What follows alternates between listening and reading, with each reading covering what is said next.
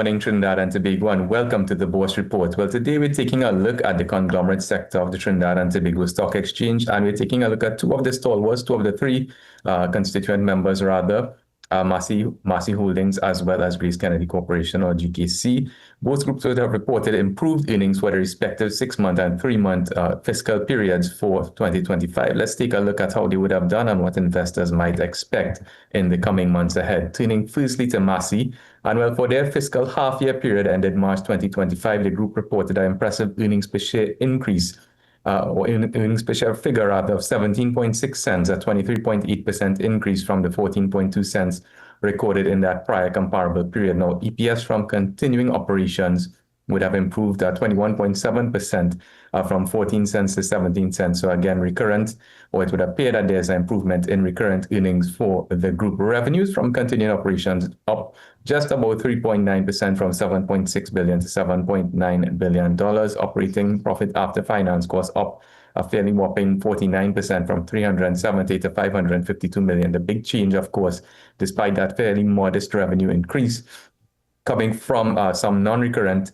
expenses that would have been incurred in fiscal 2024, not recurring in fiscal 2025. Ultimately, profit attributable to equity holders increasing that 23.8% from $281 million to just about $348 million. Now, from a profit before tax perspective by segment before eliminations, there were some notable improvements across their two major operating segments, integrated retail and gas products. In the integrated retail segment, for example, there was a roughly 14% increase in profit before tax from $312 million in that prior comparable period of 2024 to $355 million in that half-year period of 2025. Gas products similarly improving from $140 to $178 million TT dollars over the comparable 6-month period. So certainly improvement there. Motors and machines relatively stable, from falling marginally from 92 to 90 million. With financial services also relatively stable, falling marginally from $43 to $41 million.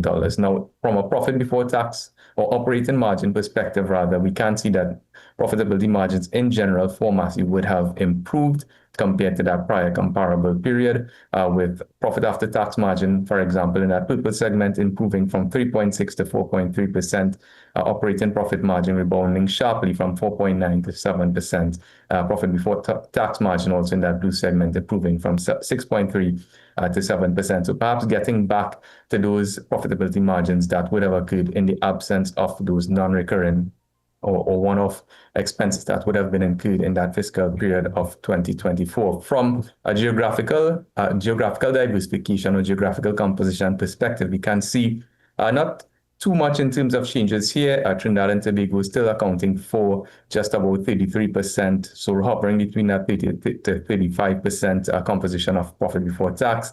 Barbados stable at around 14 to 15%. Guyana, of course, the second largest in terms of contributor to profit before tax. So certainly one of the positive notes that remains optimistic for shareholders of Massy, hovering at around that 26% level, given the significant projected growth for the Guyana economy.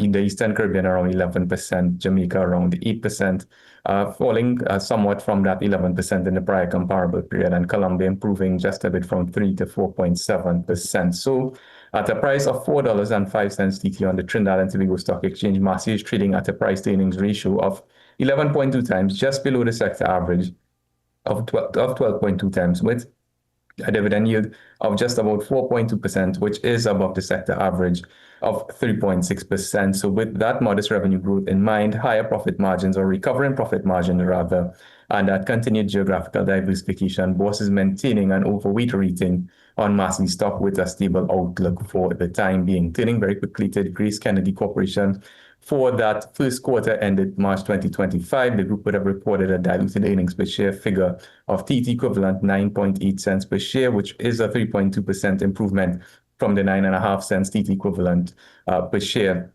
recorded in that prior comparable first quarter of 2024. Total revenues were up 4.4% from $1.86 billion to $1.95 billion TT equivalent. Expenses also up up 4.8% from 1.78 billion to 1.87 TT equivalent $billion.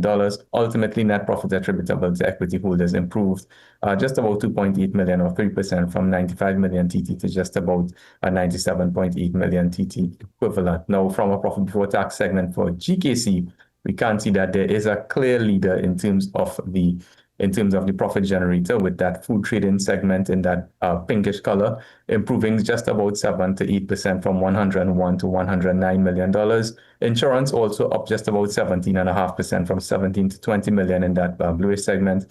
The banking and investment segment also up just about 11% from 9 to 10 million TT equivalent. But there was a significant decrease in the money services segment from 31 to 22 million, or roughly a 29% decrease. And according to the group, this would have been as attributable rather to fairly lackluster activity or volumes in the Trinidad and Guyana markets. Of course, perhaps forex challenges in the Trinidad market perhaps crimping or weighing on transaction volumes and values within the money services segment of the Trinidad and Tobago particular market.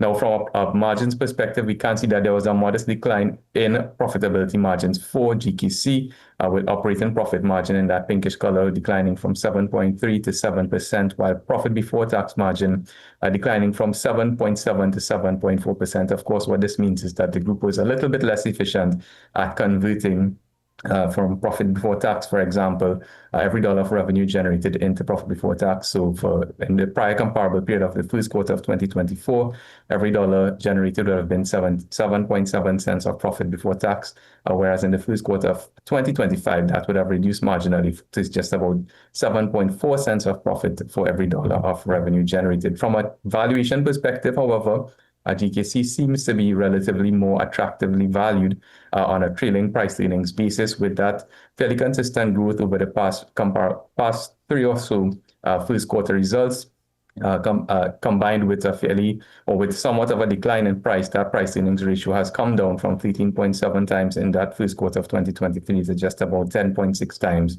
in the first quarter of 2025. So at a price of $3.89, GKC is trading again, as mentioned, at a price earnings ratio of 10.6 times, below that sector average of 12.2 times, and offers investors a dividend yield of a fairly modest 2.6% compared to the sector average of 3.6%. But bear in mind that these dividends are remunerated in US dollars, so that's perhaps a nice cash flow to have in the current environment with foreign exchange shortages or tight foreign exchange markets. So with that steady revenue growth in mind, post-acquisition integration efforts from their continued acquisition pipeline, of course, those USD dividends and relatively fair valuations, Bourse maintains a market weight rating on GKC for the time being with a stable outlook. Well, that's it for this week's edition. For more information, you can give us a call at 2BORSE or 226-8773. Email us at info@boursefinancial.com. And of course, you can check out all of our research, including this article, on our website, bourseinvestment.com. And you can catch this article, of course,